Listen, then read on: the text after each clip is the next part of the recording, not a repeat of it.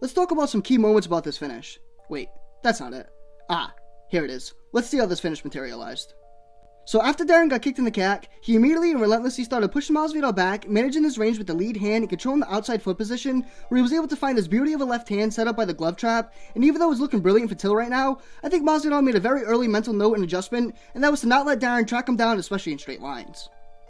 Here again, Masvidal got a little too playful with the footwork, where Darren was able to track him down in a very similar way when he dropped him earlier, but outside of that, Masvidal did a great job of either staying off the fence or making sure to score when he was there.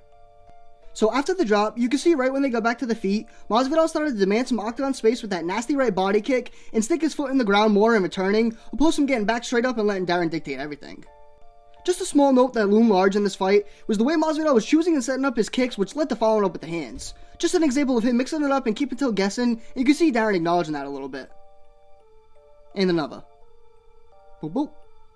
Masvidal isn't known for his wrestling pedigree, so this level change here also helps set up the finish in sequence, because Masvidal was doing a really good job of subtly changing his level and giving different types of lower and upper body feints, but you'll see more as to why later on in the video. Stay tuned. Here's an example of something else I found beneficial for Masvidal to go along with his variety of feints, and that was the way he was throwing his punches from different angles and looping them around the guard. This was a very educated sequence from Masvidal and quite similar to the finishing sequence. You see him switch from orthodox to southpaw briefly, then coming back to orthodox to drop step and reset with that pull Till onto his range.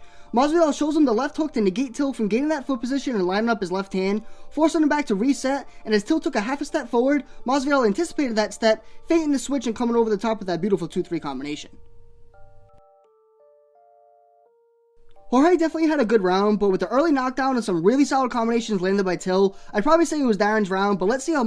Here it is again. Masvidal showing the southpaw stance, switching back to orthodox, shuffling his feet but staying in orthodox, then suddenly feinting the switch again, but stepping in with the right hand, left hook, right hook combination.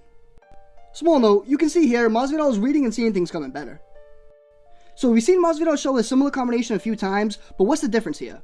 You can see instead of Masvidal springing from orthodox, he closed his stances to go into southpaw, showed the jab instead of the rear hand, and carried over with the power left, where Till seemed to he was looking to long block as Masvidal was trying to crash forward. Brilliant work and setup by Masvidal here.